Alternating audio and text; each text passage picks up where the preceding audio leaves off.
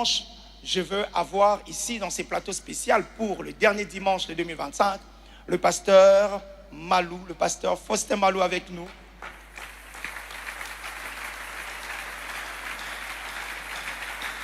Et je vais avoir le pasteur Ralph Eric Kionga. Frère Beta Mabor, le roi Moutamoni, dernier dimanche et année.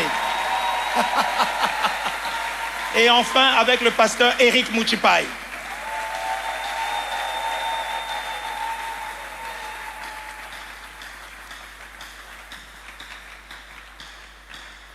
Cher pasteur, je vous souhaite la bienvenue à ces plateaux spéciaux.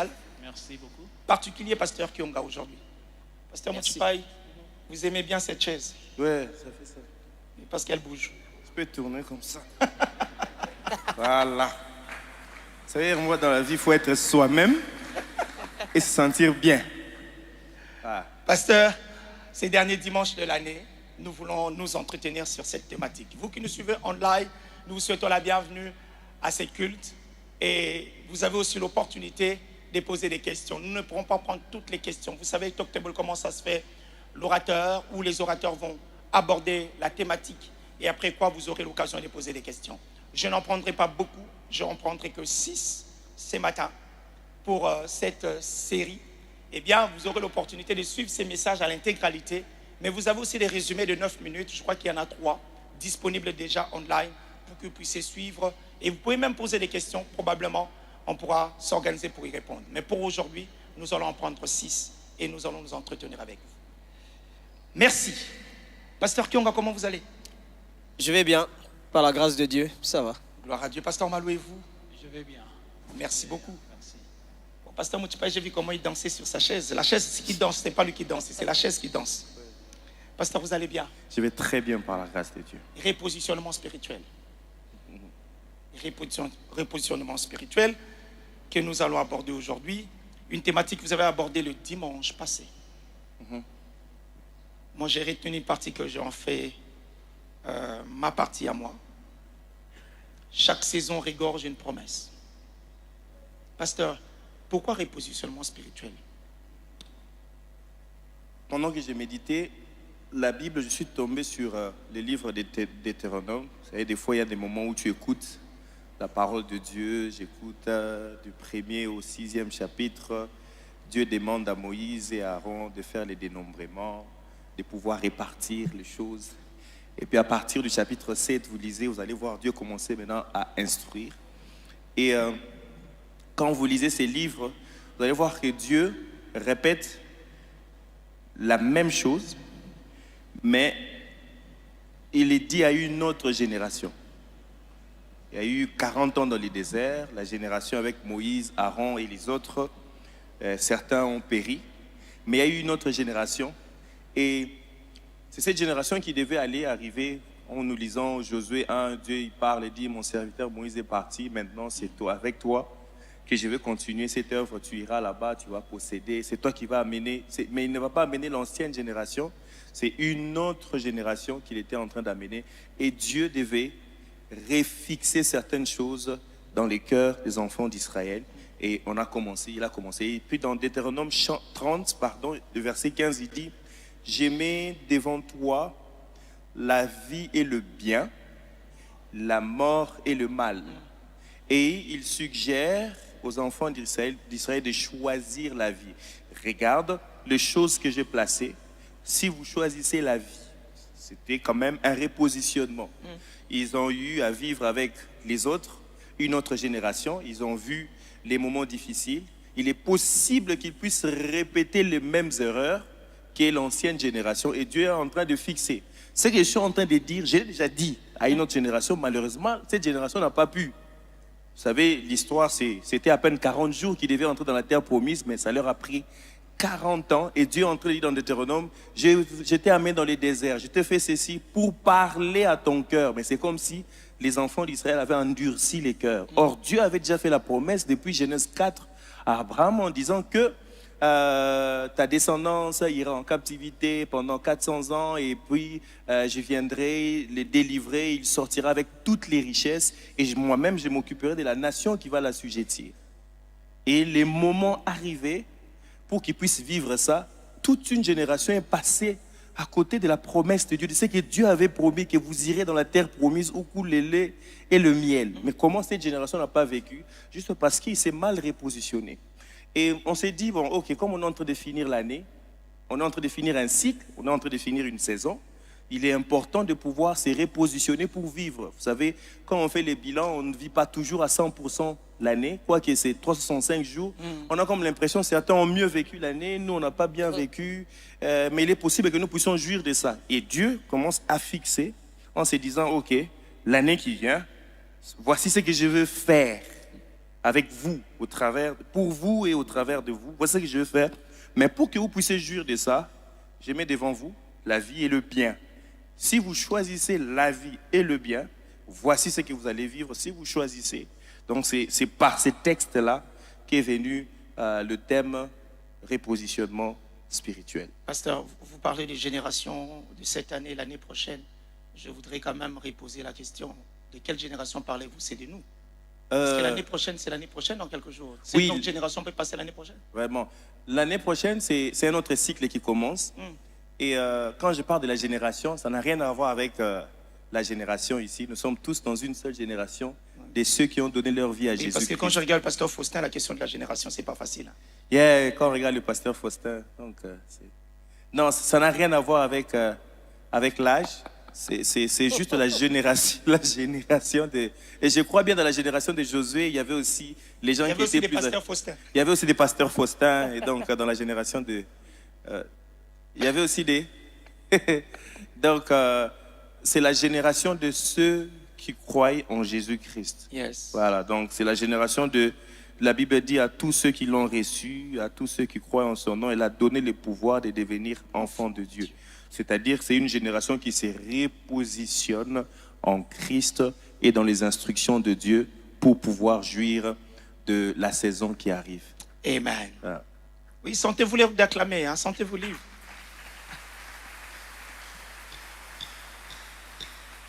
Je me retourne vers le pasteur Faustin. Pasteur Faustin. Quelqu'un a ri tout à l'heure quand j'ai dit pasteur Faustin, je ne sais pas pourquoi. Pasteur Faustin. Repositionnement spirituel. Quelle est votre perception quand vous avez suivi ces messages? Il y a beaucoup de choses qui me sont venues à l'esprit. Il y en a que j'ai partagé au premier culte. Mais je me rappelle encore d'un épisode où les pharisiens viennent demander un signe, un miracle à Jésus. Et Jésus leur pose la question, il leur répond, ils disent que vous cherchez des miracles, n'est-ce pas? Mais vous ne connaissez pas, vous ne savez pas discerner le signe de temps. Comment ça se fait que quand vous regardez le matin, aujourd'hui on s'est réveillé, on a vu le nuage, ils étaient un peu assombris. Il y en a qui ne sont pas venus, qui d'habitude viennent au premier culte, ne sont pas venus. Et ils sont venus ici, ils sont présents au deuxième culte parce qu'ils se sont dit, il va pleuvoir. Vous voyez? Et quand vous regardez, aujourd'hui on a même la météo, on peut se projeter pour une semaine, se dire que quel temps il fait et tout. Et Jésus était en train, au fait, de manière implicite, à le reprocher, de se dire que vous connaissez lire le signe du ciel.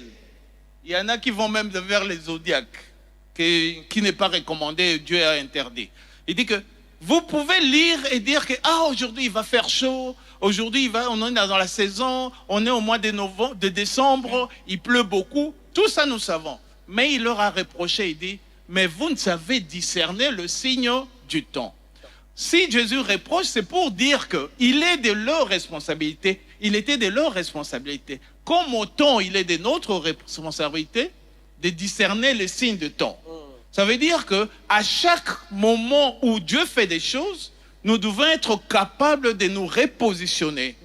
C'est-à-dire, si une saison arrive, selon la saison, on doit savoir comment s'habiller. Si aujourd'hui vous venez avec, je me rappelle quand on grandissait, il y a un ami là, la sape était au top. Et puis en plein jour, 36 degrés, quelqu'un qui vient avec un cuir là, il se mettait avec le cuir. Et puis il dit, mais toi tu n'as pas chaud. Il dit, Master, nakina sorolandi climat roulade à terre. Vous voyez? Donc, un peu pour dire qu'il y a chaque habit est adapté. Donc, on doit se repositionner. Soit on va prendre un parapluie parce qu'on sait qu'il va pleuvoir. On se positionne déjà par rapport au climat, à le temps qu'il va faire. Autant spirituellement, ça, ce sont des choses qui sont physiques, mais autant c'est les spirituels. En fait, ce sont des choses spirituelles qui se reproduisent un peu physiquement pour que tout ce que nous voyons et nous faisons physiquement, c'est au fait le dérivé du spirituel. Donc, quand le pasteur parle de repositionnement spirituel, je suis béni de voir que le Saint-Esprit est en train de nous parler, qu'il y a un temps qui est en train d'arriver, et encore mieux, quand on change d'année, le soleil a fait un cycle, non, la Terre a fait un cycle de 365 jours, parce que comme j'ai dit au premier culte, quand Dieu a créé les luminaires, il a créé le soleil et la lune, c'était pour présider au jour et à la nuit. Et ce sont des choses qui déterminent aussi les saisons. Vous vous rappelez même, Dieu pouvait dire à Abraham, en cette année, en cette même période, l'année prochaine, Sarah, ta femme, portera un enfant. Ça veut dire que même Dieu, par moment, il dépend du temps cyclique qui est le temps, les années. Ouais. Quand il fait une promesse, il se dit l'année prochaine. Ça veut dire qu'il respecte, il s'adapte au cycle qu'il a posé sur cette terre pour que, et quand Dieu dit à des choses comme ça, c'est que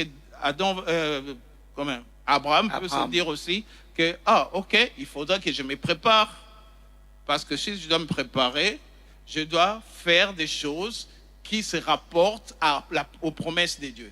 Donc, il est de notre responsabilité maintenant de s'adapter sur le signe que nous voyons dans l'esprit, dans le spirituel, pour que nous puissions aussi être repositionnés à pouvoir recevoir ça. Merci, pasteur. Merci beaucoup.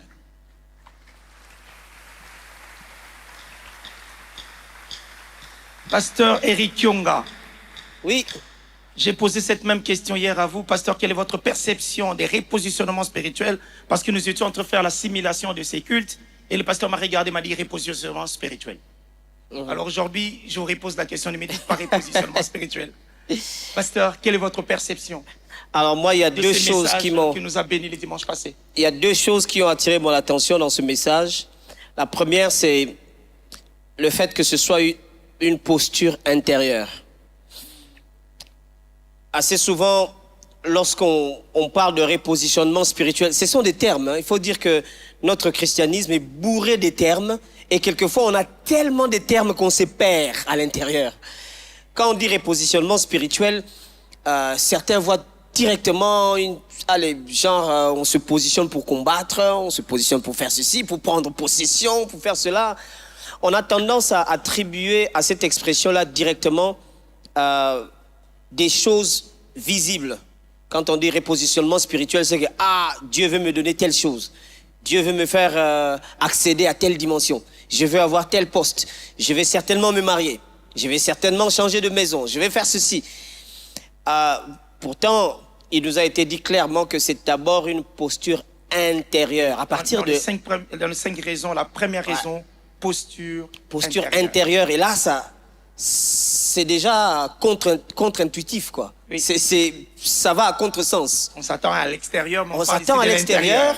Quand on dit frère, il faut que tu te repositionnes spirituellement, c'est-à-dire que, où sont les démons? Où sont qui est en train de me combattre? Qui va se placer sur mon chemin pour que je n'accède pas à... On regarde tout de suite aux choses qu'on peut avoir, alors qu'il s'agit d'une posture intérieure. Ça, c'est la première des choses. Et la deuxième des choses, c'est le fait que ça demande un certain degré d'intentionnalité. Je crois que on a parlé de la disponibilité. Oui. C'est-à-dire qu'il y a une part, toi, tu as une part. Et il faut que tu sois intentionnel à ça. Il y a une liste qui est donnée. Dieu dit clairement, voici telle chose, voici autre chose. Moi, je te propose telle chose. Donc, toi, tu as quelque chose à faire. Ce n'est pas ça ne vient pas de façon passive. Le repositionnement, ce n'est pas juste que, allez, tu fais 2, 3 choses et puis c'est bon, j'attends. Non, il y a un chemin à faire, il y a une obéissance, il y a tellement de... Il y a une liste, Dieu te donne des choses, une inscription, un peu comme une instruction ou comme une prescription médicale. Oui.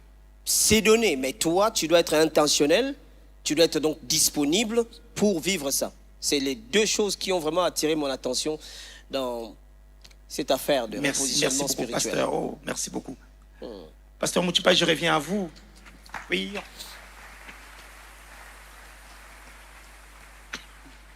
Comme je vous ai dit tantôt, Pasteur, moi j'étais beaucoup intéressé sur la question. Chaque saison régorge les promesses.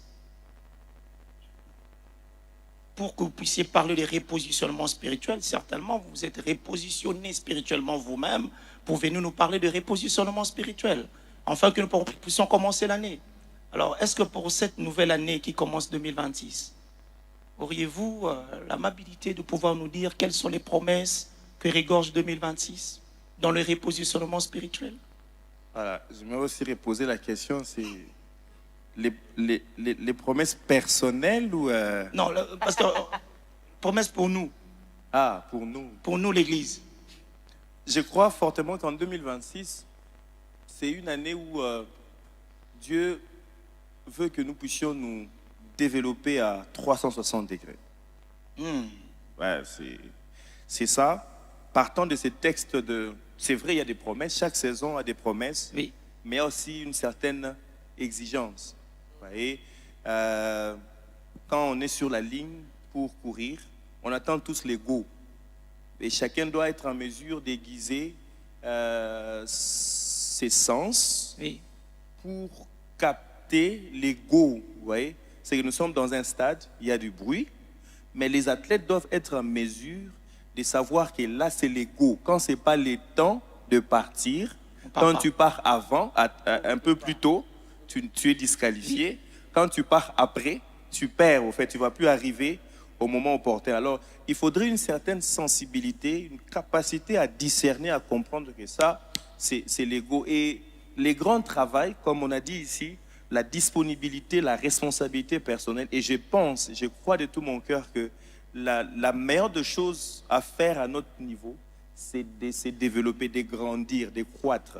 Parce que vous parlez dans les 5 raisons, on a aussi la croissance. La croissance. Avant la disponibilité, voilà, vous parlez donc, de la croissance. Voilà, la croissance, elle est importante parce que la vision, elle est dynamique. Et le dynamisme de la vision est attaché à ta croissance. C'est qu'il y a certaines informations, si tu ne l'as pas, tu ne sauras pas jouir de tout ce qu'on a mis. Tu peux avoir un téléphone, on peut avoir le même téléphone, la même marque, même série, mais la manière dont moi j'utilise, il y a des fois où on fait des trucs, par exemple avec le pasteur Kionga.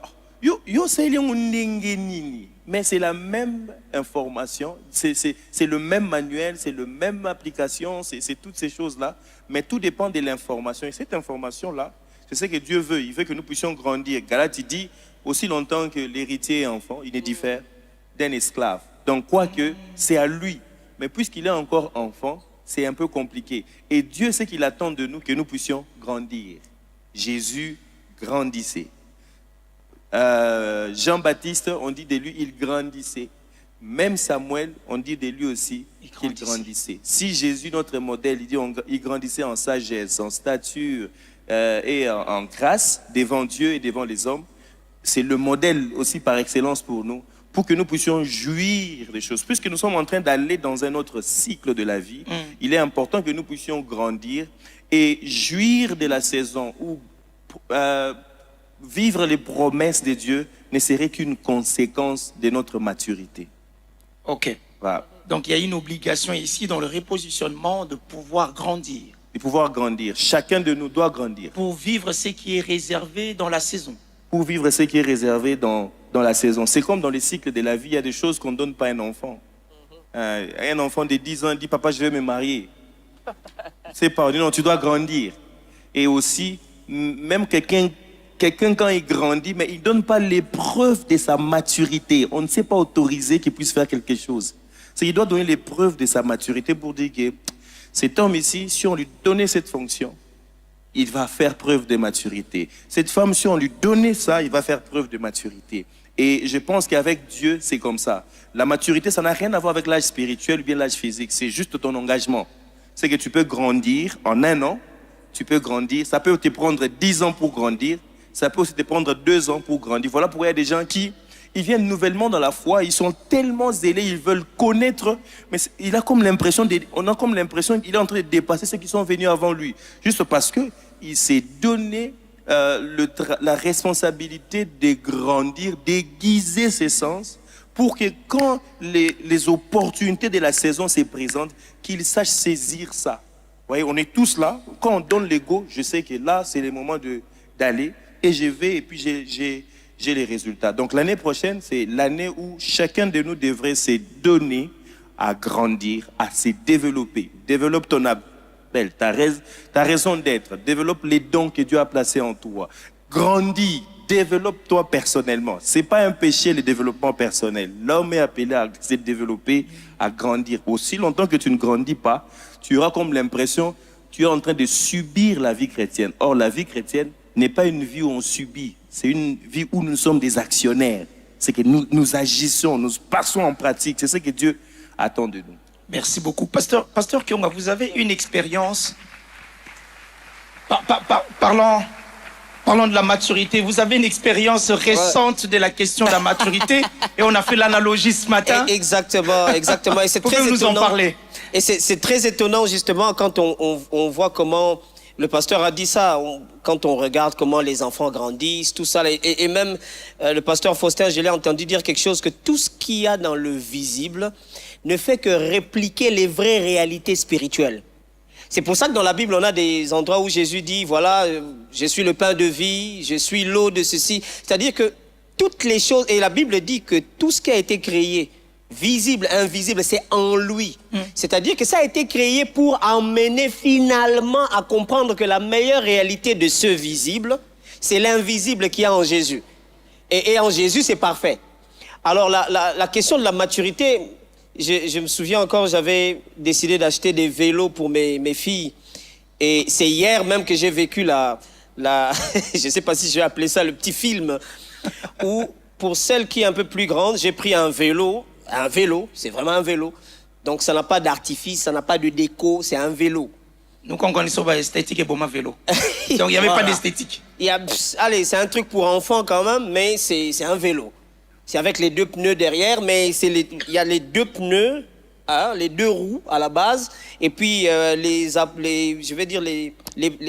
pneus d'appui pour qu'elle apprenne. Mais c'est un peu plus grand.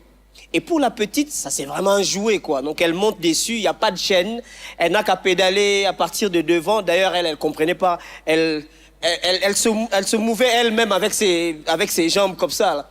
Et puis finalement, on découvre qu'il y avait un endroit où on pouvait mettre les piles dans le petit vélo. Quand tu mets des piles, il y a un bouton. Dès que tu appuies dessus, ça fait de la musique et ça fait scintiller des lumières. Dès qu'elle a découvert ça, j'ai eu des problèmes avec la grande.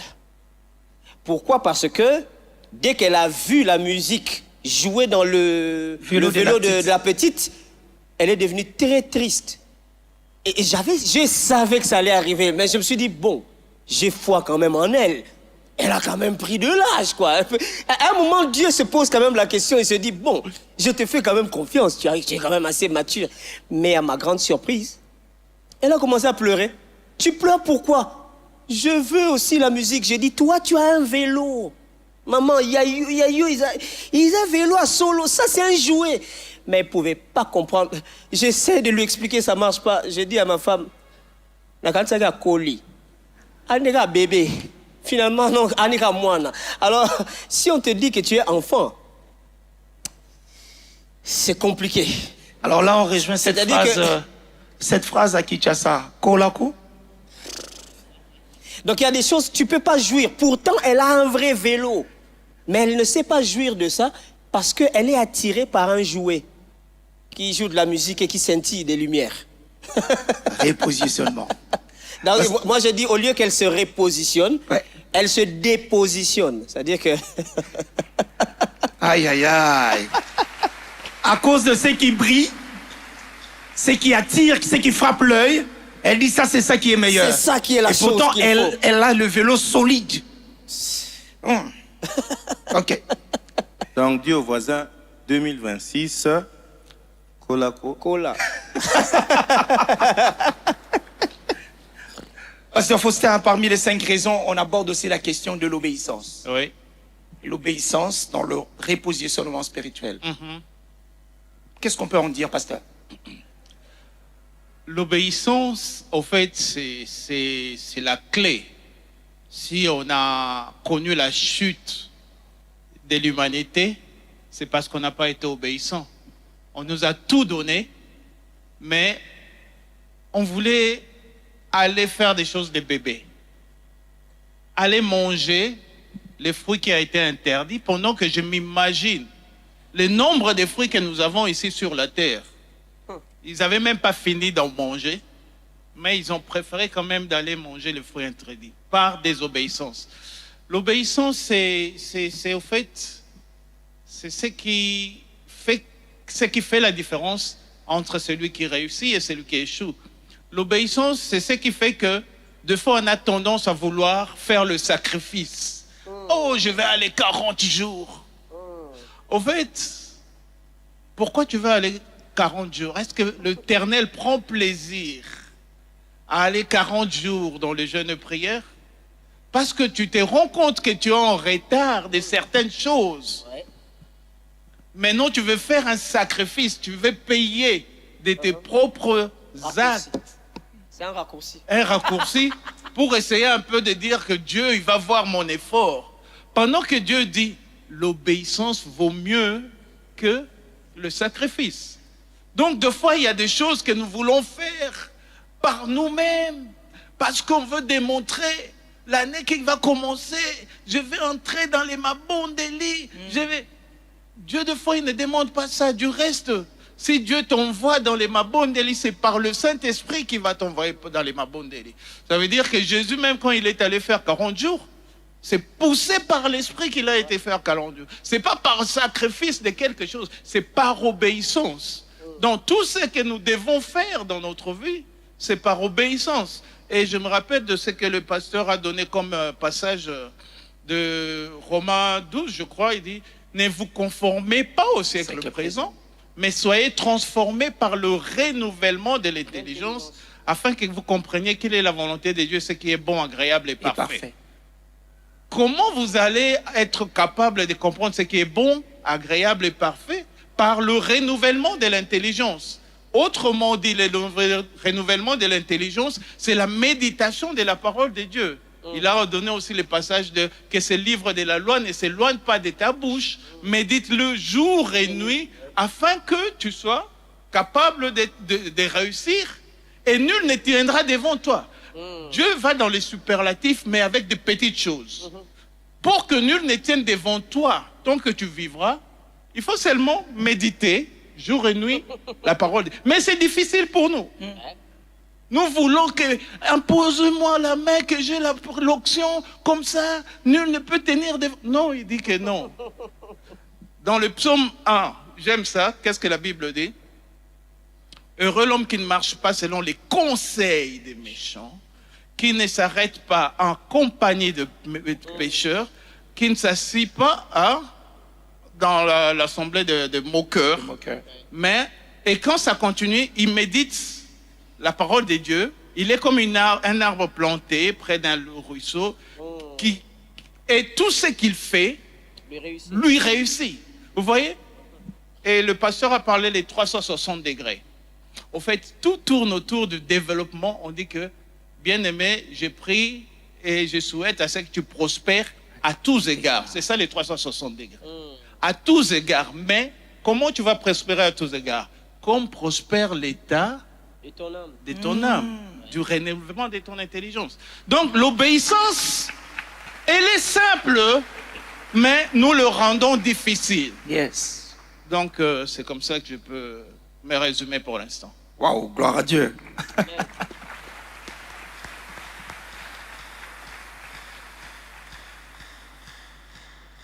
Dites à votre voisin bonne nouvelle. Bonne nouvelle. j'avais promis des bonnes nouvelles, nous en aurons. Eh bien, nous avons une bonne nouvelle. La bonne nouvelle est que le mercredi 31, nous aurons notre nuit de la traversée. Avec l'apôtre Roland Dallot.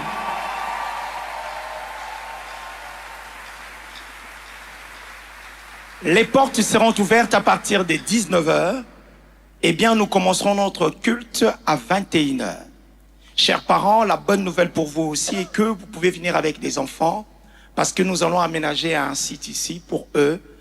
Ils seront pris en charge pour leur nuit des traversées aussi. Partageons cette bonne nouvelle. Soyons nombreux à venir dans la maison de Dieu pour cette nuit de la traversée. Il sera aussi question des repositionnements spirituels, pasteur, parce qu'on va commencer une nouvelle année. Tout à fait. Ce serait un nouveau cycle. On va inaugurer un nouveau cycle. Ouais. Donc, si chacun d'entre nous s'est préparé, s'est repositionné pour les repositionnements, donc spirituellement, nous serons repositionnés. Ouais. OK. Mais les Préparons-nous enfants à donc. partir de 3 ans. Les enfants à partir de 3 ans. Merci Un beaucoup, bébé, pasteur. hein. Babiba BBT, Ouais, donc les codim là-bas, c'est à partir de 3 ans. 3 ans. Voilà, donc.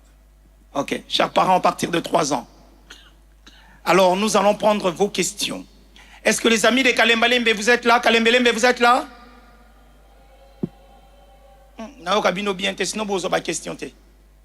Je vais en prendre 6. Je vais en prendre ici 2. Je prendrai de l'autre côté 2. Et je prendrai au premier balcon 2. OK. Si vous êtes prêts, Kalembelembe, je prends des questions relativement à cette thématique. Si vous demandez la parole, vous donnez votre nom et vous posez directement une seule question. Si vous avez des questions, levez la main. Je prends directement les amis de Kalembelembe, je commence par vous. S'il y a des questions à Kalembelembe, levez la main. Je ne vois pas très bien. Oui, quelqu'un est là. Il y a une question à Kalembelembe. OK, je prends la question. Vous pouvez avancer, s'il vous plaît? Nos amis de médias sont juste à côté. Ils vont vous aider pour que vous puissiez poser votre question. Donnez-moi votre nom. Posez-nous votre question directement, s'il vous plaît.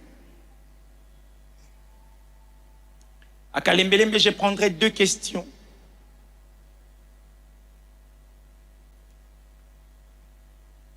Merci. Il est arrivé là où il y a les micros. Merci beaucoup, médias. Bonjour, mes pasteurs.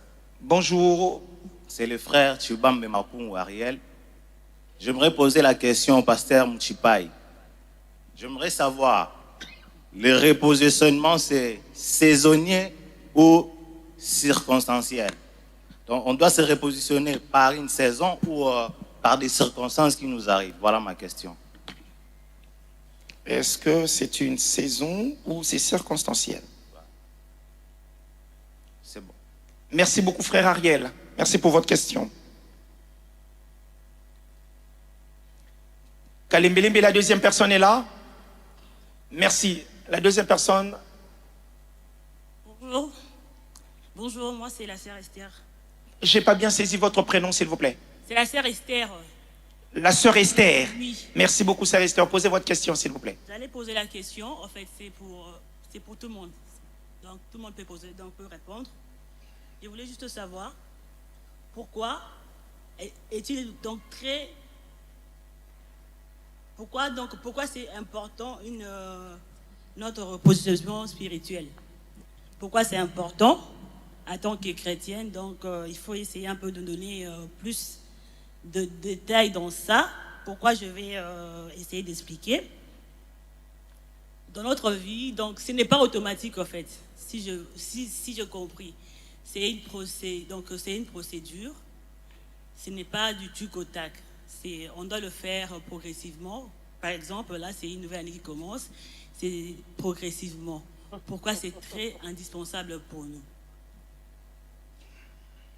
Merci beaucoup. Pourquoi c'est important pour nous? D'accord. Merci beaucoup, sœur Esther, pour votre question. Kalembelembe, merci. Je prends ici. Oui, je vous prends vous, oui.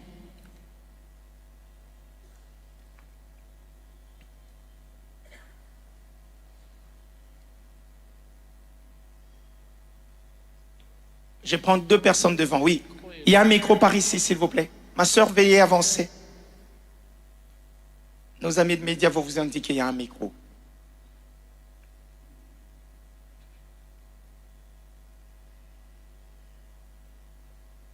Bonjour, Bonjour, comment vous appelez ma sœur? je suis Amina Kwabo Sylvia. Pardon? Amina Kwabo Sylvia. Ok, enchanté. Anne. Merci sœur Anne. Amina. Amina. Oui. Oh, merci beaucoup.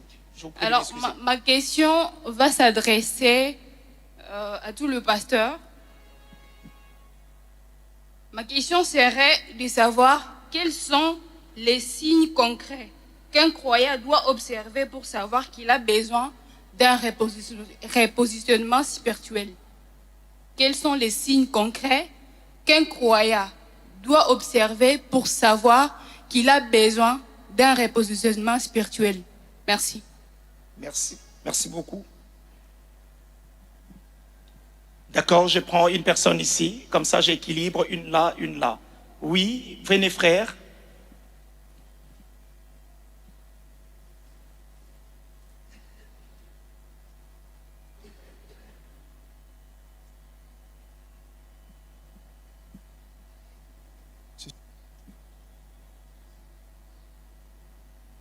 Les amis du premier balcon, nous arrivons, ne vous en faites pas. Oui. Bonjour, pasteur. Bonjour. C'est frère Clément Kayaya. Ma question est la suivante, ça concerne tous les pasteurs. À ce qui concerne la maturité, j'aimerais savoir quelles sont les conditions ou soit les préalables pour atteindre la maturité spirituelle. Merci. Merci beaucoup, frère. Quels sont les préalables pour connaître la maturité spirituelle? Merci beaucoup. Nous sommes au balcon. Je prends la question des amis de balcon. Il y a une seule question au niveau de balcon. OK.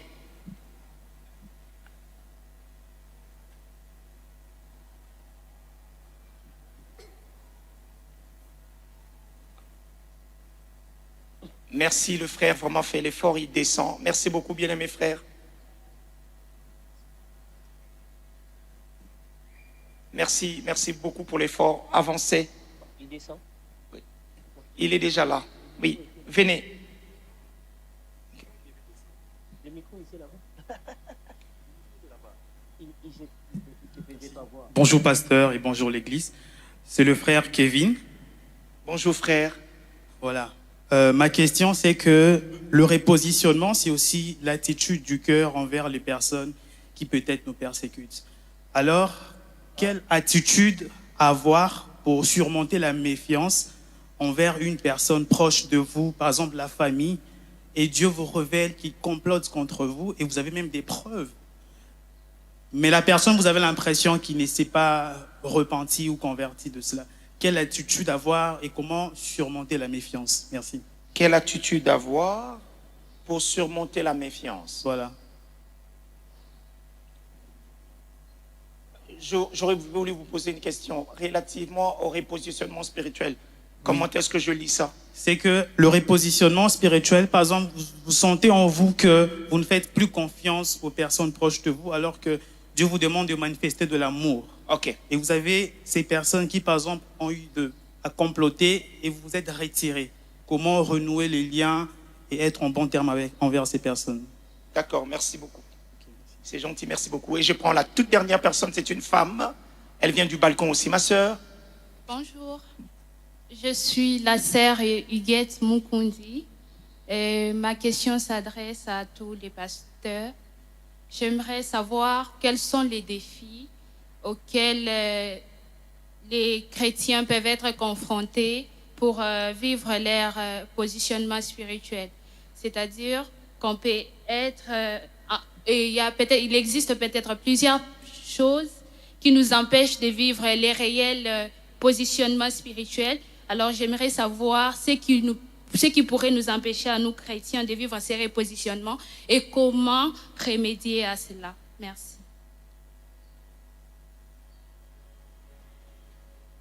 Merci beaucoup, ma sœur. Alors, j'ai deux questions en ligne que je prendrai après. Merci beaucoup, nos amis de la grande famille Fila Online. On ne vous a pas oublié, je vais prendre vos deux questions tout à l'heure. Permettez-nous de répondre aux questions ici de l'auditoire et avec vous qu'on va clôturer pour vos deux questions. Pasteur, des questions ont été posées à tous les pasteurs, mais moi je signale que je suis facilitateur. Donc c'est vous qui répondez aux questions. Moi aussi, je signale que si on ne sait pas,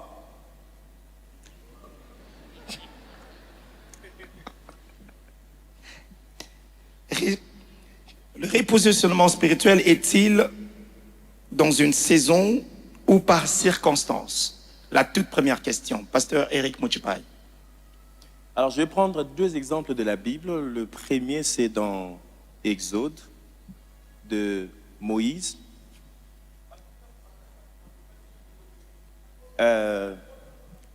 Moïse, nous connaissons les circonstances de sa naissance.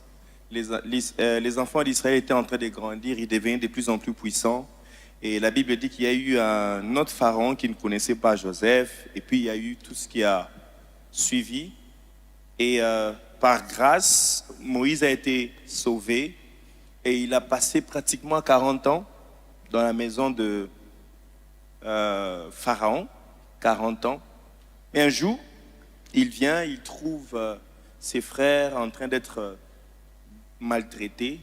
Il a senti quelque chose dans son esprit, il n'a pas pu résister.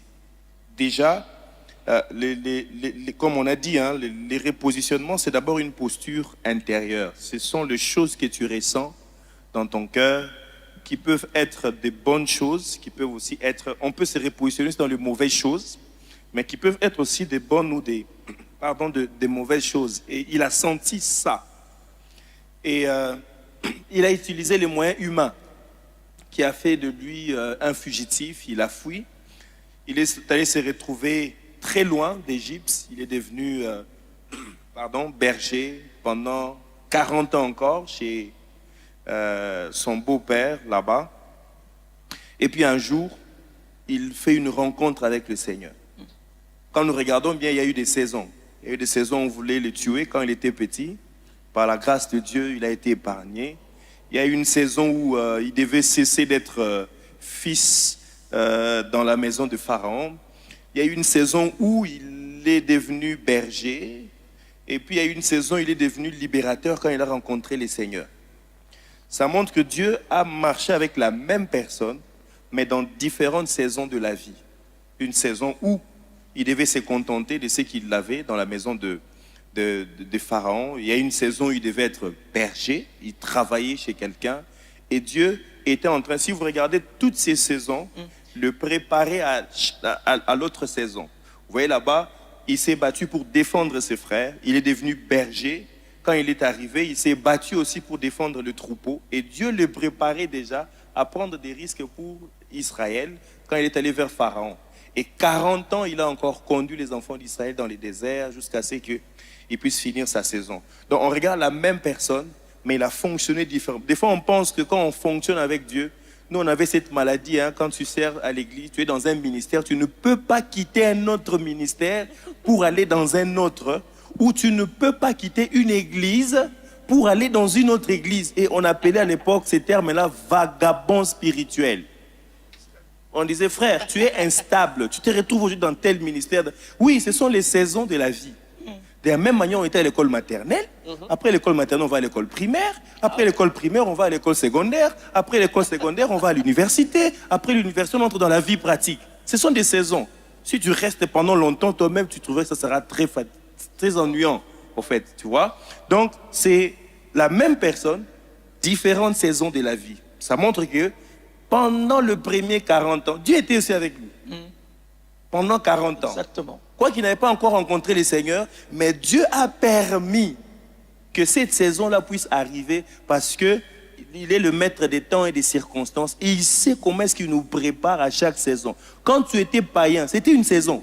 C'était une saison. Ce n'est pas dit que quand tu étais païen, tu étais les plus mauvais. Non, c'était une saison. Il a plu au Seigneur un jour que tu puisses rencontrer le Seigneur. Tu es passé à une autre saison. Et dans cette saison, il y a aussi des étapes. Je prends encore le deuxième exemple dans la Bible, c'est Jésus. Jésus, fils de charpentier. 30 ans durant, il était charpentier. C'était une saison de sa vie, la saison de préparation. Pendant 30 ans, on a juste vu quand il est né, à 12 ans, et puis 18 ans de disparition. 30 ans, il réapparaît, il a fini, il va se faire baptiser. Il entre dans une autre saison de sa vie où il devait maintenant manifester le Christ. Donc Dieu, il fonctionne avec nous par des saisons. Il y a des saisons où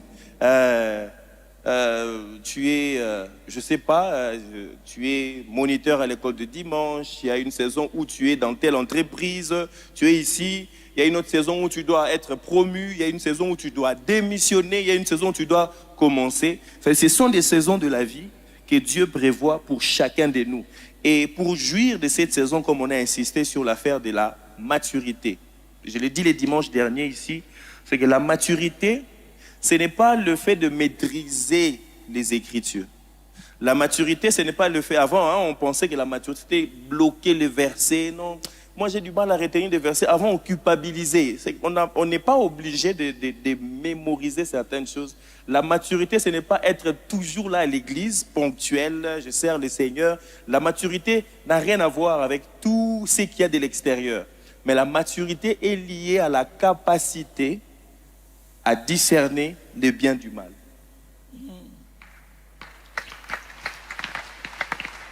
Voilà pourquoi dans Deutéronome 30... Voilà. Tout ce qui est mal, je ne vais pas entrer dans ça, je vais laisser le pasteur Kionga. Mais tout ce qui est mal n'est pas forcément un péché. C'est que ça peut être mal pour cette saison. Je prends l'exemple, quand on est célibataire, embrasser pour un célibataire ou avoir des rapports sexuels avant le mariage, c'est pas bien. Pour un célibataire. Pour un célibataire. Dieu condamne ça. Mais quand tu changes de saison, écoute bien. Ok. C'est-à-dire que tu as atteint une certaine maturité, tu as compris, tu sais maintenant discerner ce qui est bon pour toi pour cette saison. Ok. Tu vois? Automatiquement, quand tu sais ce qui est bon pour toi, tu comprends que ça, c'est mal. Pour quelqu'un d'autre, peut-être c'est pas mal, c'est bien. Mais pour toi, dans cette saison-là, le fait de rester là, tu t'es fait du mal.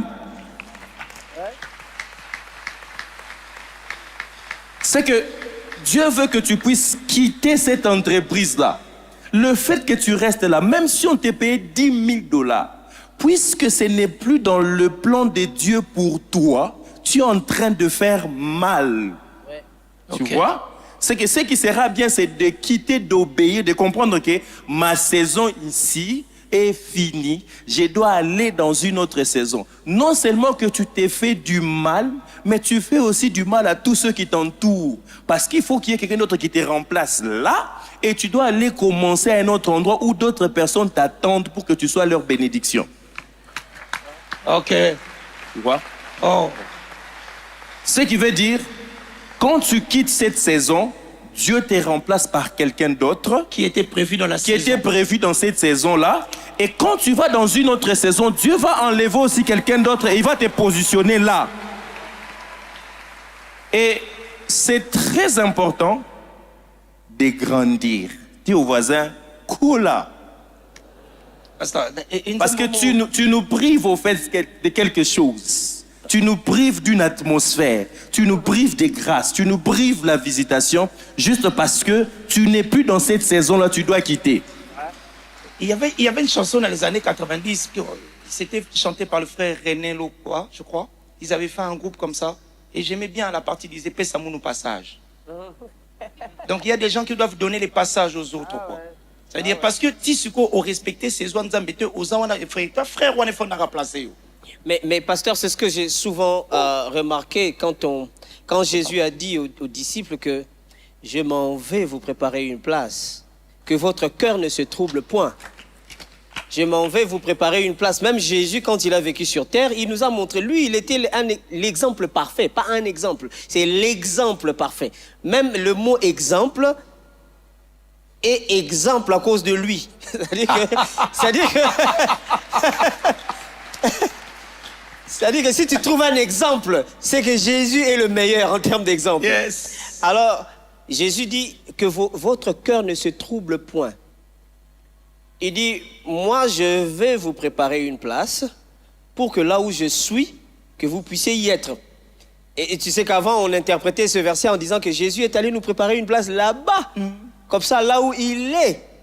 Or, dans sa façon de parler, il est en train de parler là où je suis. C'est-à-dire que pendant qu'il parlait là, il était en train de dire que moi, je suis en train de quitter cette saison pour que ça devienne la vôtre. Alors, c'est pour ça qu'il dit que votre cœur ne se trouble point. Ce n'est pas parce que vous allez aller là-bas. Non, moi, je vais vous préparer une place. Ne soyez pas troublés parce que vous ne serez plus là où vous êtes. Vous allez être là où je suis maintenant. Parce que moi, je suis en train de quitter ça. Donc, c'est exactement... Aïe, aïe, aïe, aïe, aïe. Je suis en train de comprendre. On dirait, pasteur, c'est que ce n'est pas c'est pas le frère Ariel a voulu savoir saison ou circonstance. Je crois en réalité, les circonstances préparent une saison. Ce n'est pas le contraire, pasteur. Non, mais regarde, je crois qu'on a déjà abordé carrément la question de savoir si c'est saisonnier ou bien c'est circonstanciel. Parce que la Bible dit ceci, la course n'appartient pas à ceux qui ont des chevaux. Il donne toute une liste, pasteur, vous pouvez me compléter, non? Il dit que il dit encore quoi? Voilà, c'est-à-dire que le combat ne va pas se gagner parce que tu as des muscles. Tout ça, c'est pas ça en fait. Parce que le repositionnement n'est pas d'abord quelque chose de visible. Il est intérieur. C'est à l'intérieur. Il dit tout dépend pour eux, en parlant des êtres humains, des hommes, donc nous qui vivons sur terre, tout dépend des temps et des circonstances. Le mot temps là-bas, quand tu regardes le mot hébreu, c'est exactement le mot saison. Ok. Tout dépend des temps et des circonstances. Donc ça va de pair. Les temps, les saisons, c'est pour te montrer que allez, il y aura des grandes responsabilités, il y aura ceci, il y aura cela. Les circonstances, c'est comme des portes. Une chute de quelqu'un peut être une porte pour faire entrer quelqu'un d'autre dans une saison. La maladie peut faire quitter un simple frère qui était là-bas sur la chaise de l'église à être identifié comme ayant le don de guérison. Parce que quand il y a eu un malade, c'est lui qui a imposé les mains, la personne était guérie et du coup on s'est dit « Oh, apparemment vous allez le Congo, hein ?» Du coup, oh, ok, on a encore un moment de prière, il prie encore, on se dit « Oh, finalement, qu'est-ce qui s'est passé? Est-ce que c'était pas bien qu'il y ait un malade à côté? » On ne sait pas, mais on sait que Dieu calcule tout en termes des temps et des circonstances. C'est que la maladie a révélé un don qui était disponible. La maladie a révélé un don, la chute de quelqu'un a fait voir la personne qu'il fallait, un Saül qui est sorti de la pensée de Dieu, pasteur, comme roi, a fait susciter un petit rejeté dans le désert là-bas. Donc... Ça enrichit le texte de Romains qui dit tout concourt au bien de ceux qui aiment Dieu, de ceux qui sont appelés selon ses desseins. Ouais, donc, les circonstances, comme le pasteur a dit, ce sont des portes. Maintenant, la capacité à discerner que cette circonstance est une porte. Vous voyez? C'est la partie la plus difficile. Seigneur, pourquoi ça m'arrive? Or, c'est quelque chose que Dieu a créé pour que tu sois un métier. Il attend de toi le discernement pour que tu sois... Et loko j'entre dans cette porte-là directement, c'est tout. Pasteur, j'ai encore 6 questions. J'ai 5 questions ici et j'en ai 2 online et je vois le timing.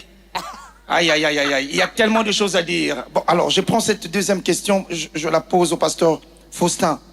Pourquoi le repositionnement spirituel est important? Il y a eu déjà la réponse ici, certainement. Pasteur, je vous laisse répondre. Oui. C'est la deuxième question, comme ça je vais vite, parce que j'ai les amis online, je ne vous ai pas oublié, j'arrive.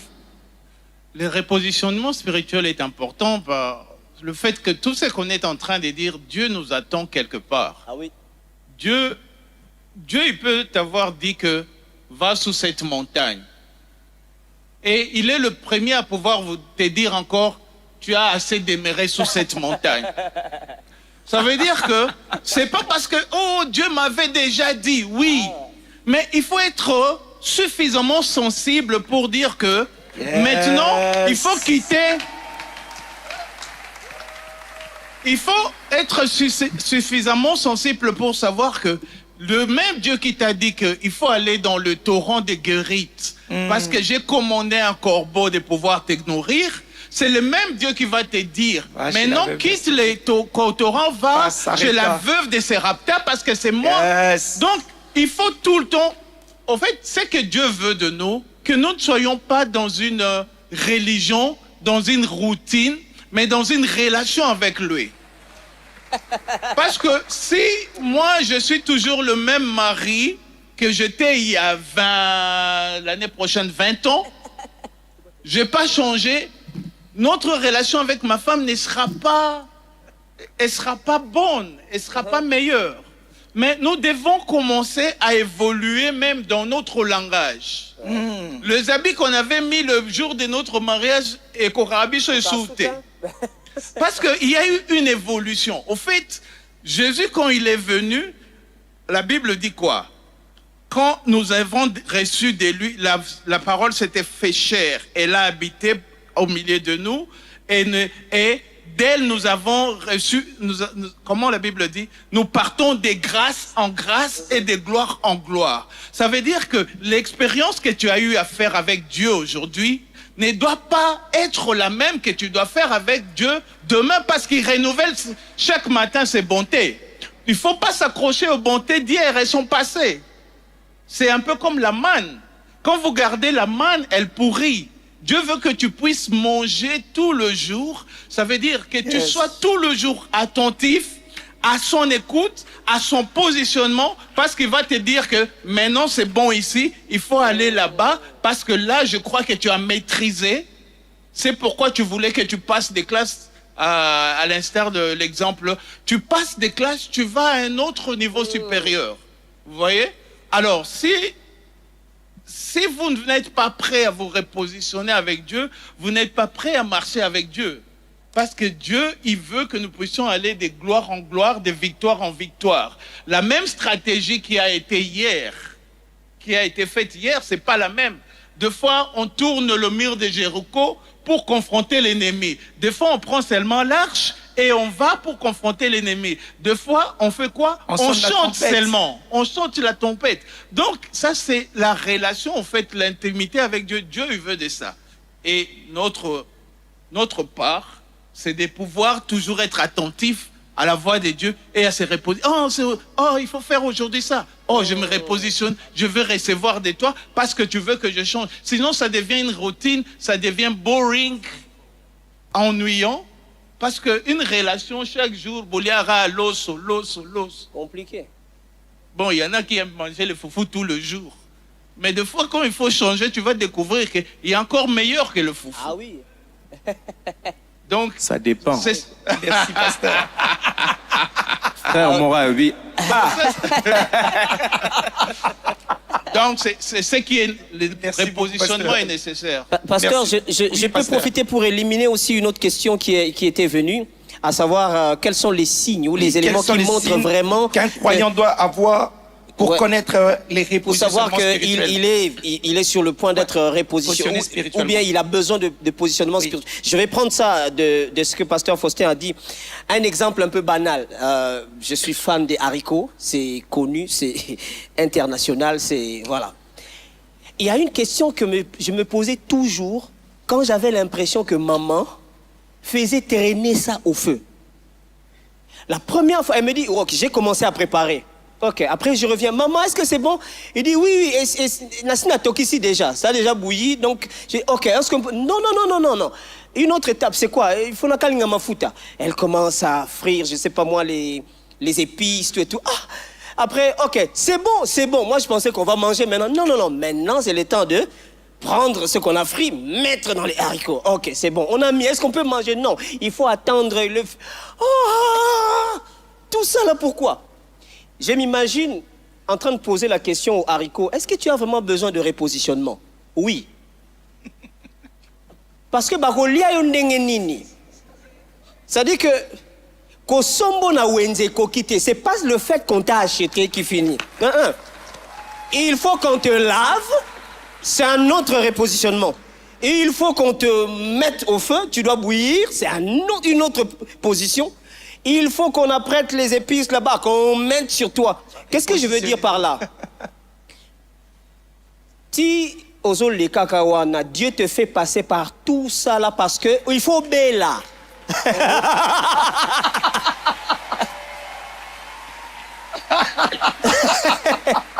Considère que tu es les haricots.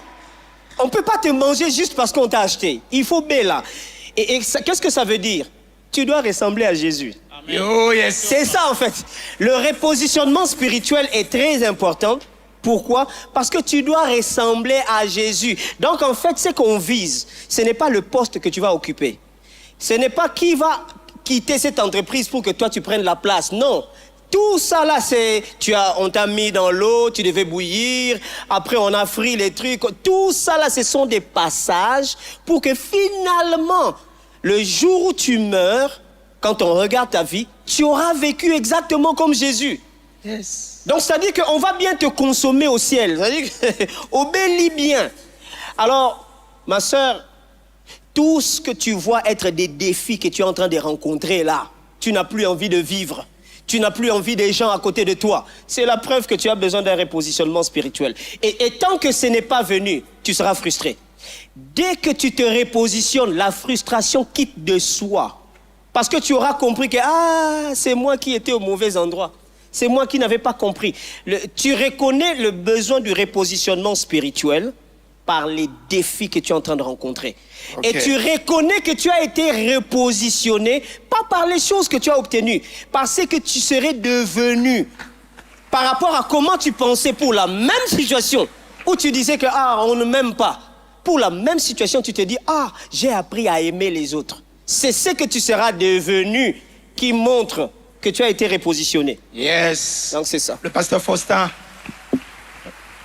nous a dit au premier culte qu'en 2004, il était revenu de l'étranger, qu'il était chômeur.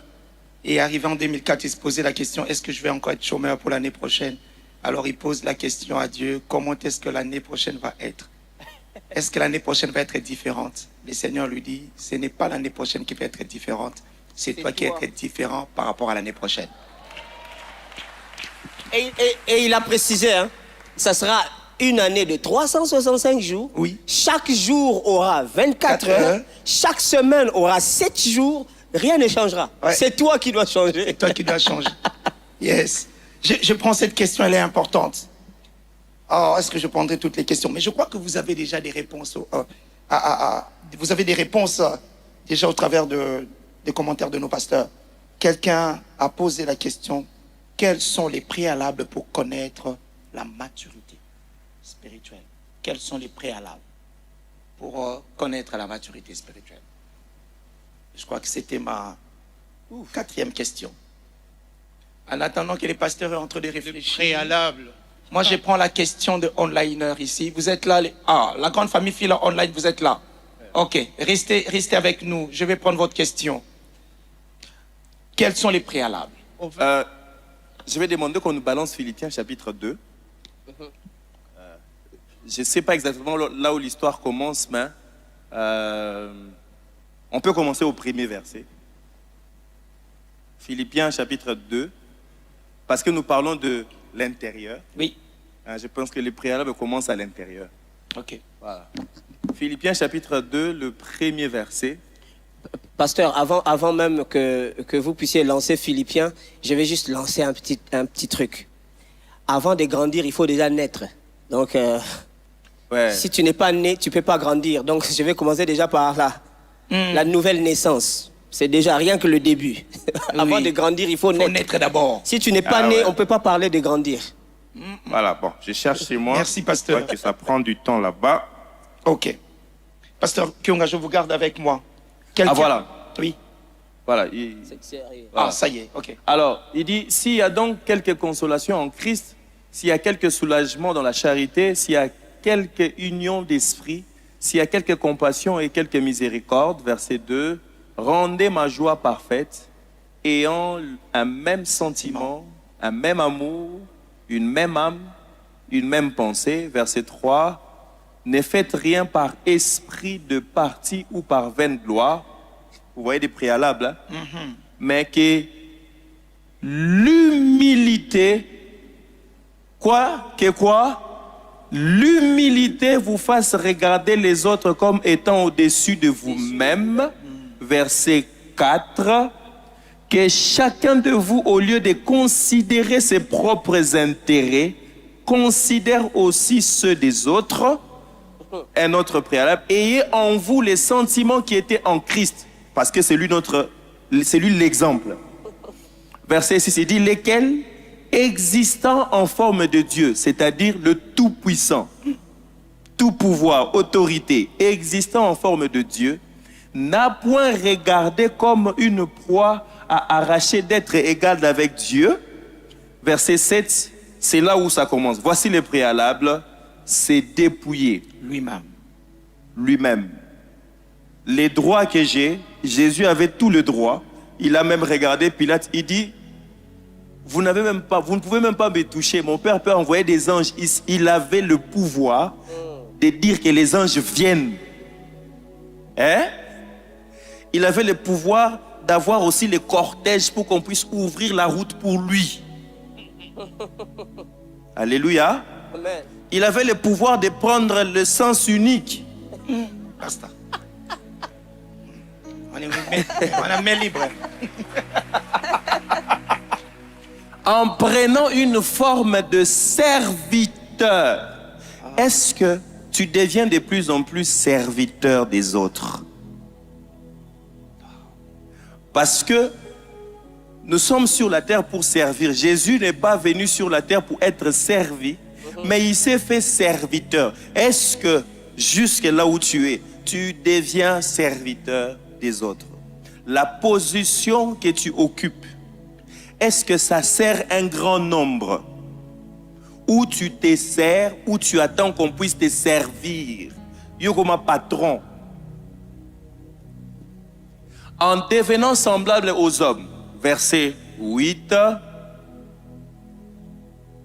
Vous voyez, il s'est dépouillé, c'est lui-même. Ayant paru comme un simple homme, il s'est humilié lui-même. C'est que tout, c'est lui qui s'engage. Il s'est dépouillé, on ne l'a pas demandé. Lui-même, il s'est dépouillé de ses droits. Il s'est fait serviteur, qu'on appelle doulos, serviteur inutile. Le grand Jésus, il s'est fait un serviteur inutile.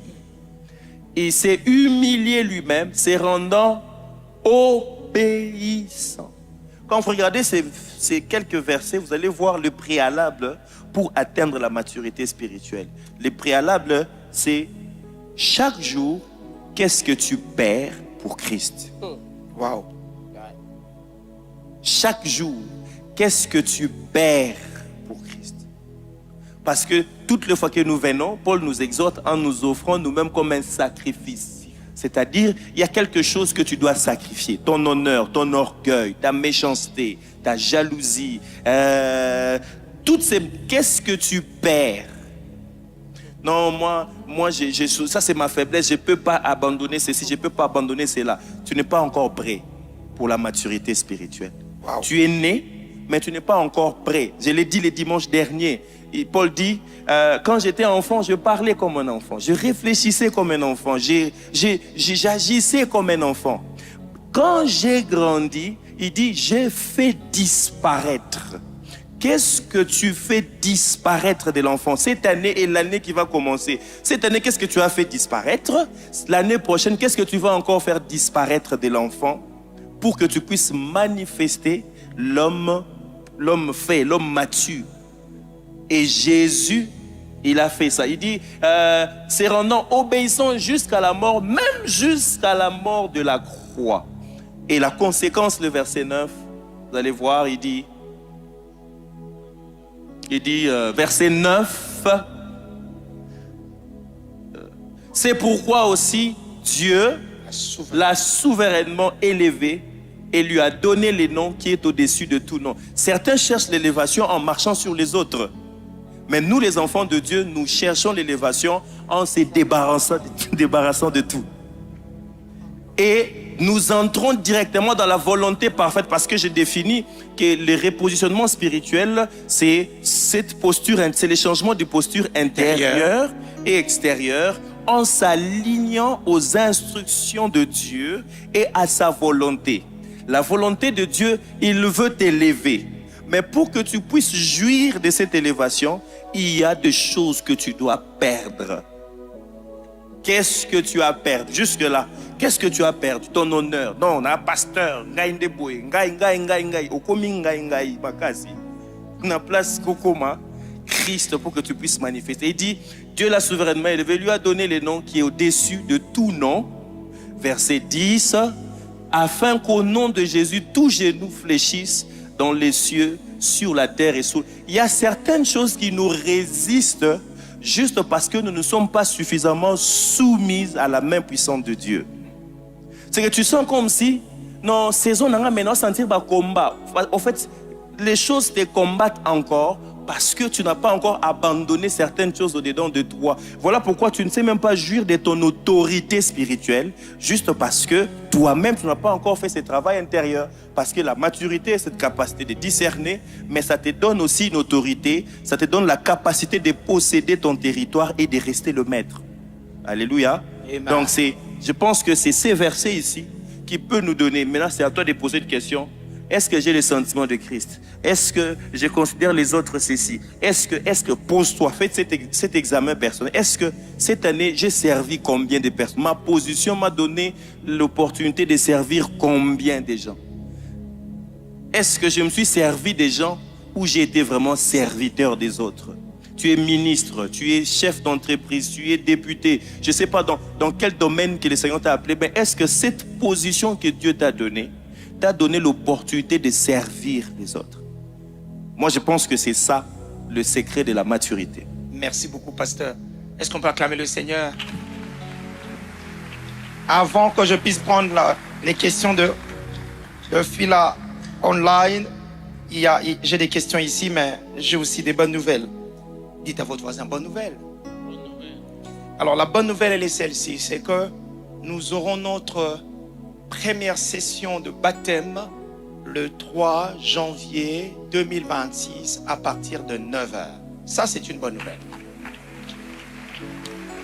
Alors, si vous souhaitez vous baptiser, vous souhaitez cela, à la fin de ce culte, allez juste au niveau de notre hall, allez-y vous repositionner là-bas et vous serez reçu par quelqu'un qui va vous dire comment est-ce que vous allez faire. Mais lorsque nous avons le baptême le samedi, nous avons l'enseignement le vendredi soir à partir... Qu'est-ce que je dis? Oui, c'est ça. Le vendredi soir à partir de 17h.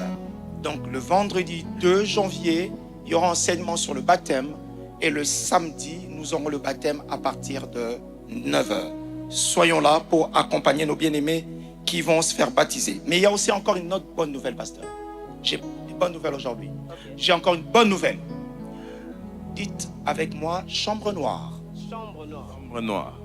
Okay. Chambre noire. Oh, les gens ont peur de dire chambre noire. Voilà pourquoi hier, je vous avais posé la question, pasteur. Est-ce que je dois dire chambre noire? Dites chambre noire. Chambre noire. Alors, chambre noire, c'est une nouvelle série d'enseignements qui commencera au mois de janvier. Tous les dimanches du mois de janvier, nous aurons une série d'enseignements chambre noire avec le pasteur Eric Muchipai. Nous allons être enseignés. Donc, si vous n'avez rien compris, dans chambre noire comme moi, je n'ai rien compris. En lingala, c'est mieux. Sukuya Molili. Sukuya Molili. Venez, prenons part à cela et nous allons être bénis. Amen. Mais le dimanche 4 janvier, pasteur, nous avons notre premier culte. Le tout premier culte de l'année 2026. Le premier dimanche, pas le premier culte parce que le culte nous avons à la traversée. Donc, le tout premier dimanche, nous voulons que cela soit solennel. Et pour cela, nous allons nous préparer, nous allons avoir la Sainte Seine et chacun d'entre nous puisse préparer une offrande spéciale à son Dieu pour ces premiers dimanches 4 janvier 2026. Amen. Il y a encore une autre bonne nouvelle, mais je donnerai après la question de nos amis en ligne. Bonjour Église, je suis Enoch Alima. Comment se repositionner spirituellement si physiquement et moralement vous n'êtes pas stable? Pasteur Kyonga. Comment se repositionner spirituellement si physiquement et moralement vous n'êtes pas stable? Comment se défaire d'une burn-out pour se repositionner. Pasteur, vous avez la question. On a écrit au pasteur Kyonga sur l'autre. Donc ça, oh, le pasteur Kyonga est où? Oui, c'est bon. Je ne peux pas passer ça au pasteur Faustin. Je peux passer la main. Non, j'ai pour le pasteur Faustin. J'ai une question ici que je réserve pour le pasteur Faustin. Ça va. Alors, mon frère Alima, Enoch Alima, le repositionnement spirituel est une nécessité pour te faire voir autrement le burn-out. C'est-à-dire que ce que nous essayons de montrer ici, c'est que tu ne vas pas te défaire du burn-out pour te repositionner spirituellement. Ok. On dirait qu'à chaque fois qu'on dit spirituel, pasteur, on a tendance tout de suite à détacher ça du physique. Vous n'êtes pas spirituel parce que vous décidez de l'être. Ou bien, vous n'êtes pas un esprit parce que vous concentrez, vous fermez les yeux, vous dites là, je veux maintenant devenir esprit. Vous êtes déjà un esprit. Même quand vous allez au marché, même pendant que vous faites la pire des bêtises, vous êtes un esprit. Je vais le dire encore autrement. Vous ne fonctionnez pas spirituellement parce que vous commencez à briller. Non. Votre bêtise est la preuve de votre fonctionnement spirituel aussi. Okay. C'est-à-dire qu'il n'y a pas de détachement, il n'y a pas de « je vais me positionner spirituellement », mais physiquement, non, tout est lié. Quelquefois, quand nous disons corps, âme, esprit, c'est juste pour des raisons de distinction, pas de séparation. La séparation est impossible. Le fait qu'on vous voit ici, c'est vous, votre esprit, qui êtes là. Ceux qui ne sont pas là, ils ne sont pas là. C'est-à-dire que quand on parle de repositionnement spirituel, on n'est pas en train de parler de quelque chose qui doit se passer quelque part et puis après on essaie de voir comment tirer ça pour que ça rejoigne le physique. Non, ça veut simplement dire que votre burn-out est la preuve que vous devez vous positionner. C'est pour ça qu'on parle de repositionnement spirituel. C'est-à-dire que c'est un besoin. Quelqu'un a posé la question ici, comment savoir quelles sont les choses qui montrent qu'il faut que je me repositionne spirituellement. On a appelé ça spirituel pas parce que ça ne concerne pas le physique, non. On a appelé ça spirituel parce que la machine se trouve à l'intérieur. C'est une machine interne qu'il faut travailler pour commencer maintenant à fonctionner selon ça. Donc, vous n'aurez pas le temps de vous défaire du burn-out pour vous repositionner spirituellement. Votre burn-out est la preuve que vous manquez encore le bon positionnement. Votre burn-out physique là. Est-ce que quelqu'un comprend ce que je suis en train de dire? C'est-à-dire que ce n'est pas le jour où... Je veux vraiment que vous compreniez que vous n'êtes pas physique et puis après vous êtes spirituel. Non, vous êtes et spirituel et physique. Votre fonctionnement physique est la preuve de votre niveau de spiritualité. Ce qui fait que vous n'êtes pas fort spirituellement parce que vous êtes focalisé sur le nombre de démons. Non. Vous êtes fort spirituellement parce que vous vous positionnez du côté de celui qui gagne toujours, qui est Christ. Et dès que vous êtes de son côté, plus rien ne vous résiste. On a lu ça ici. Mais le fonctionnement de ça, faire fonctionner ça, ça n'attend pas d'abord que tu puisses avoir un bon poste. Parce que souvenez-vous, je le disais ici tantôt, tu peux ne pas avoir de burn-out, mais tu es très mal positionné devant Dieu. Tu peux avoir un nouveau boulot qui te paye beaucoup d'argent, 10 fois plus que tu avais avant. Mais tu ne t'es jamais repositionné spirituellement. Donc tu es en train d'aller droit au mur. Le jour où tu vas taper le mur, tu vas te dire, Seigneur, comment tu as permis que Ebanda, Ponasuka Awa, il n'avait jamais permis qu'Ebanda. Quand il fallait prendre la bonne décision, tu avais préféré d'aller là où la verdure était. Alors que l'autre a préféré la montagne avec des pierres. Le jour où le feu est descendu à Sodome, il ne pouvait pas s'imaginer que c'était son choix. Ce n'était pas le choix de Dieu. Est-ce que quelqu'un comprend ce que je suis en train de dire? Tu t'es marié hier, avant-hier, mais tu es déjà entré dans quelque chose qui n'a rien à voir avec le positionnement que Dieu voulait pour toi.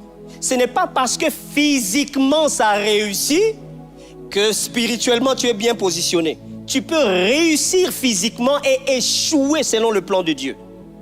C'est pour ça que le burn-out est juste un signal que, mon ami, tu dois chercher un repositionnement spirituel. Quand ça viendra, ça ne va peut-être pas enlever le burn-out, mais toi, tu changeras ta façon de voir ce que tu appelles burn-out. Ou de vivre avec. Ou de vivre avec. Tu vivras exactement avec ça, mais ça ne te brûlera plus. Parce que toi, tu auras changé.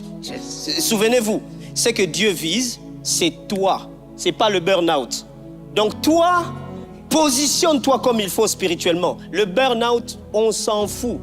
Ça va peut-être pas changer, mais nous, on aura suffisamment changé pour marcher sur le burn-out. Yes. Voilà. Ok. Oh, gloire à Dieu.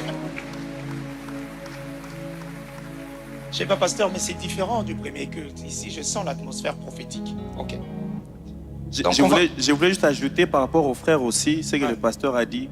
Je pense aussi que c'est important de faire un break dans tout ce que tu fais et prendre un temps de retraite, même 2 jours, 3 jours. Retire-toi de tout le monde, détache-toi de téléphone, prends un temps seul avec le Seigneur et tu verras que le Seigneur va prendre un temps de te reposer, être vraiment dans la présence. Vous savez, certaines retraites, c'est pas forcément pour aller prier, mais juste pour se reposer, pour vraiment diminuer un peu la température intérieure. Prends vraiment ces temps-là, tu verras que ça va t'aider.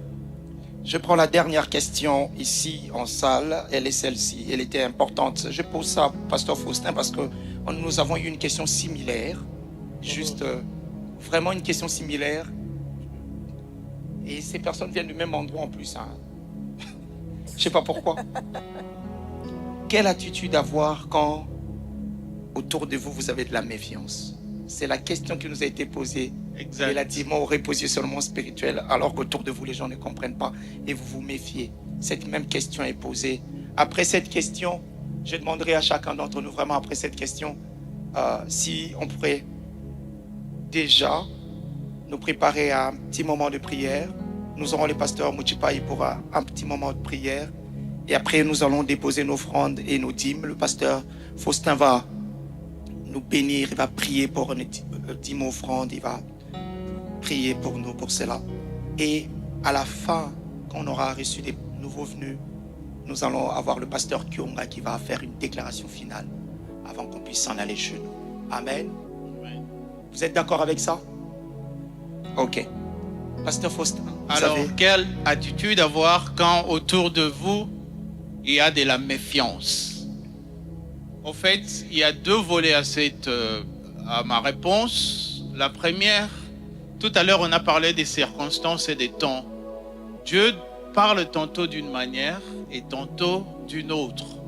Quand il y a de la méfiance autour de toi, souvenez-vous de disputes entre les bergers de Lot et ceux d'Abraham.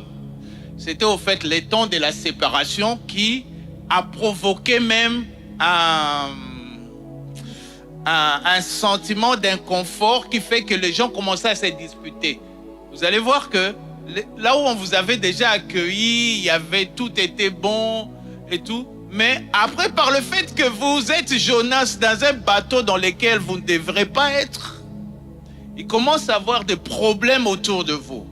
C'est pourquoi dans les discernements, dans les repositionnements spirituels, comme le pasteur nous avait parlé, on doit être capable de discerner et de lire ce que Dieu est en train de nous dire. Qu'est-ce qui se passe? Pourquoi les gens avec qui j'étais tout le temps en bonne comment on dit, bonne relation, en bon terme, et maintenant ils deviennent tous méfiants? Peut-être Dieu est en train de te dire, tonton, mon frère, mon gars, il est bon pour que tu partes.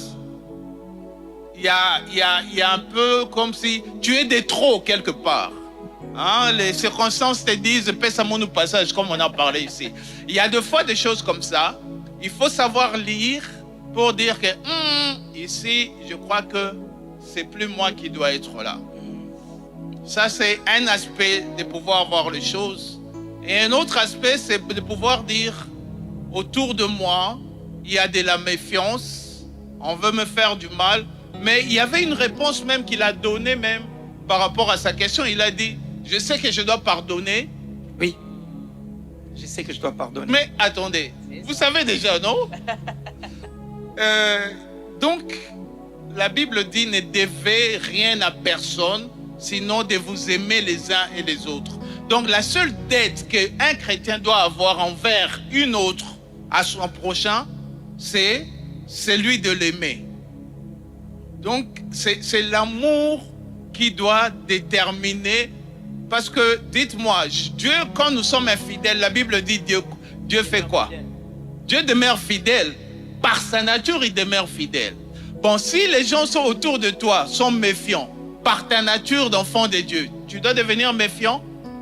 Ou bien tu dois prier pour tes ennemis? Aimer ceux qui vous persécutent. Ça, on ne sait même plus spiritualiser ça, non? C'est aussi simple. Je sais que c'est difficile, même en tant que pasteur, si on me dit de prier pour celui-là qui nous cause des problèmes à l'Est, je dois vraiment prier, donc je dois prier. Vous voyez ce que je veux dire?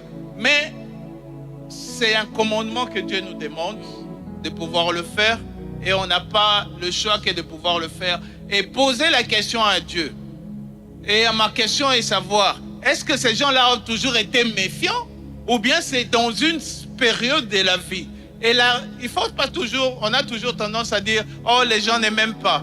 Quelle est ta responsabilité dans cet amour? Quelle est ta responsabilité? Quelle est ta part de responsabilité pour que les gens deviennent méfiants? Des fois, nous, on a toujours tendance à croire que les gens ne nous aiment pas. Mais qu'est-ce que toi, tu as fait en retour? Ou bien est-ce que tu as été l'élément déclencheur? Parce que nous, comment je peux dire, notre religion, notre chrétienté au Congo, c'est quand tu deviens Christ, tu te sépares de tout le monde. Même ceux de ta famille. Quand tu rentres ici, tu es dans ta chambre. Bango bazana batou, il y a tout ce que vous pouvez dire. Mais maintenant, comme on a eu à le dire, la réponse à une question du même genre, comment est-ce que je peux, moi, me positionner spirituellement quand les gens autour de moi ne comprennent pas les repositionnements? Ça n'a rien à voir avec toi. Quand Jésus a dit à Pierre de le suivre, Pierre a se retourné et a vu Jean, et il a commencé à poser la question, et qu'en deviendra-t-il de lui? Jésus a dit, c'est pas ton problème. Si je veux qu'il puisse vivre jusqu'à ce que je revienne, quel est ton problème? Ton problème est que tu viennes et tu me suives. Jésus nous a dit, vous êtes la lumière du monde. Au fait, ce qu'il voulait nous dire, c'est que je vous ai laissé dans les ténèbres. Parce qu'il ne peut pas parler de nous être la lumière du monde, à quoi nous servirons? Sinon, il nous a prévenu que vous serez dans un monde des ténèbres. Et c'est vous qui devez être la lumière du monde. Yes. Donc, ne vous étonnez pas que les gens se méfient de vous. Parce que Jésus nous a déjà prévenu, dans ce monde, vous aurez quoi? Des tribulations. Donc, la méfiance, là, mon frère, ce n'est que l'accomplissement de la parole de Dieu. Amen. Ne sois pas scandalisé, choqué. Jésus nous avait déjà prévenu. Et il a prié aussi. Il a prié. Et moi, je prie pour toi. Père, je prie que tu ne les ôtes pas de cet environnement de la méfiance, mais que tu le préserves de ça. Yes. Comme Jésus a dit, je ne prie pas que vous soyez ôtés du monde, mais que vous soyez préservés. Jésus a déjà prié pour toi et tu sais ce que tu dois faire. Continuez à aimer, continuez à briller et Dieu sera de ton côté. Est-ce qu'on peut acclamer le Seigneur?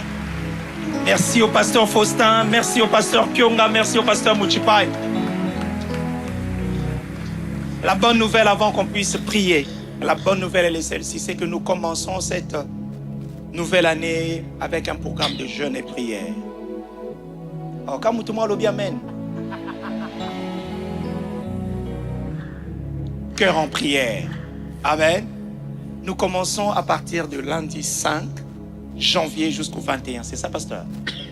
jusqu'au 25, merci. Jusqu'au 25, nous allons être en jeûne et prière. Vous allez certainement découvrir les modalités, comment est-ce que ça va se passer.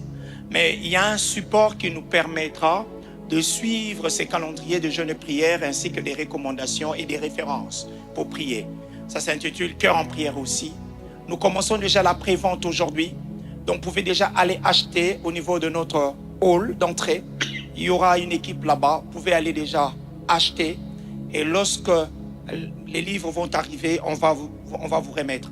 C'est que comme aujourd'hui, nous avons que ces dimanches et l'autre dimanche, vous pourrez récupérer votre support. Ou en semaine, vous pouvez déjà payer. C'est ça la pré-vente. Et vous allez récupérer le dimanche prochain parce que le lundi 5, nous commençons. Amen.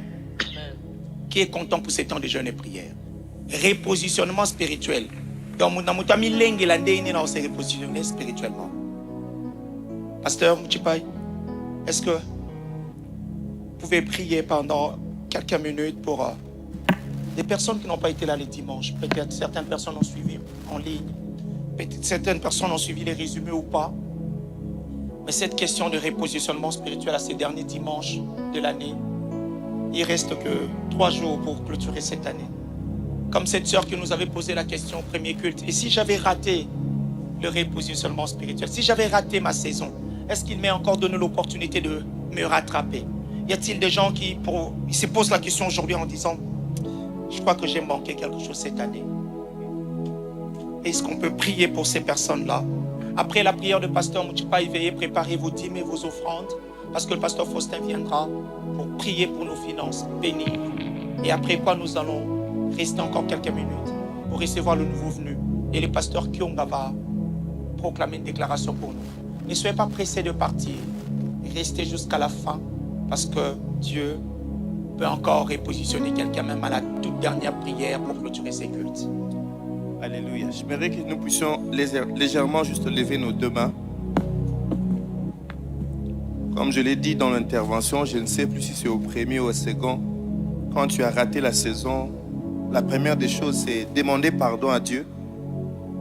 Parce que tu n'as pas juste été sensible à ce qu'il avait fait, à la porte qu'il avait ouverte et à l'autre qu'il avait fermée. Père, je prie en ce midi pour mes frères et sœurs ici en présentiel et ceux qui nous suivent en ligne. Seigneur, tu connais nos manquements. Seigneur, tu connais nos faiblesses. Tu sais notre incapacité à comprendre ce que tu veux. Voilà pourquoi toi-même tu pouvais te dire que vous ne pouvez rien faire sans moi. Père, pardonne-nous. Pardonne-nous, Dieu. C'est un pardon qui vient du plus profond de notre cœur. Durant cette année 2025, il y a des choses que tu voulais que nous puissions faire pour le royaume. Il y a des choses qu'on devait abandonner, des habitudes qu'on devait laisser. On est resté beaucoup plus dans « Seigneur, donne-moi, donne-moi, donne-moi, donne-moi ». On ne s'est pas posé des questions. Qu'est-ce que toi aussi tu attendais de nous en cette année 2025? Pardonne-nous parce qu'on a été tellement exigeants dans la façon de demander. On a oublié que toi aussi tu avais des exigences. Père, nous te demandons pardon de tout cœur. Seigneur, pardon pour cet époux qui avait aussi des choses à faire, mais il n'a pas su discerner qu'il avait une responsabilité dans ses problèmes de couple. Pardonne aussi, oh Dieu, cette épouse qui, elle a oublié aussi qu'elle avait une responsabilité pour maintenir ses foyers stables. Pardonne aussi ses parents qui a oublié qu'il avait aussi la responsabilité de prendre soin des enfants et de toute la famille.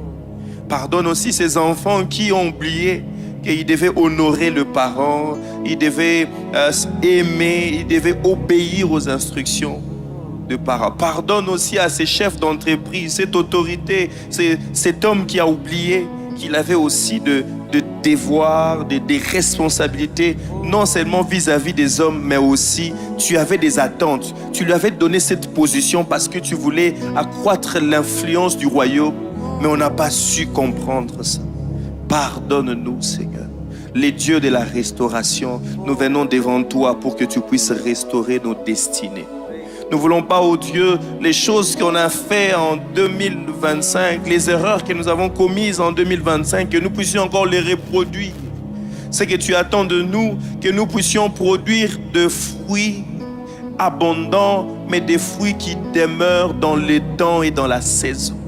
Seigneur, les choses que nous serons en train de faire dans la prochaine saison va servir de témoignage pour des saisons qui viendront après, des générations qui viendront après nous, que ce soit dans cette église, que ce soit dans l'église du Congo, que ce soit dans cette génération ou dans une autre génération.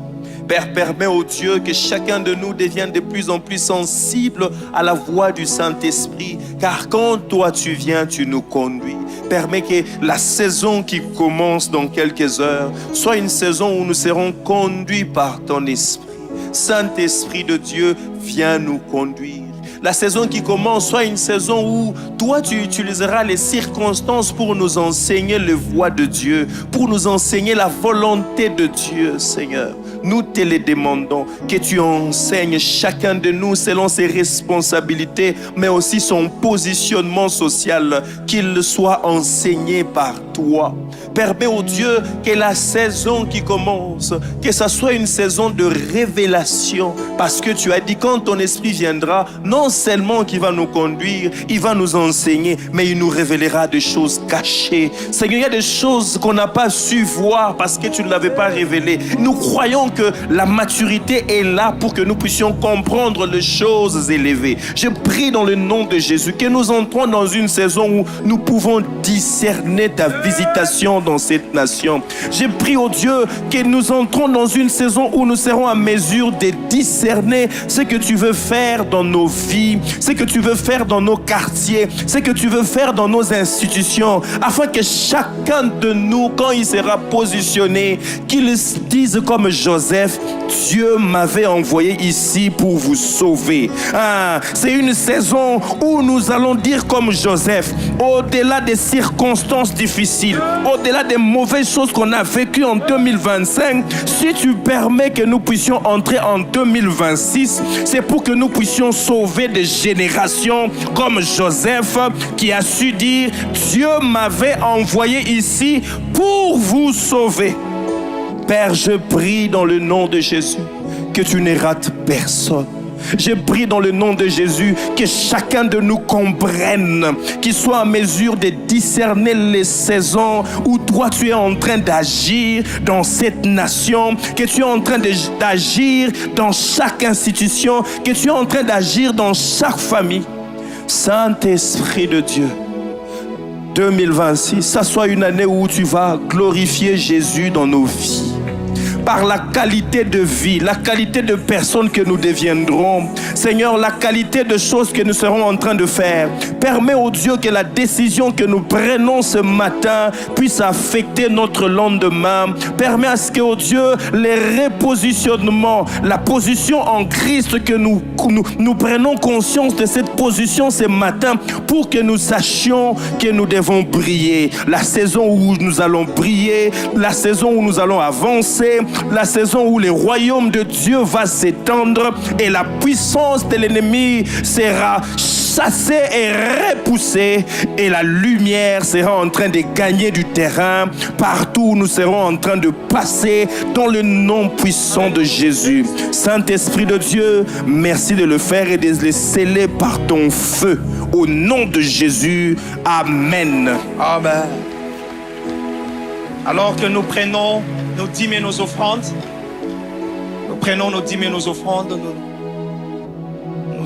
avant d'avancer avec nos dîmes et nos offrandes, le pasteur Faustin va prier pour nos finances et nous allons bénir. Prendre nos offrandes.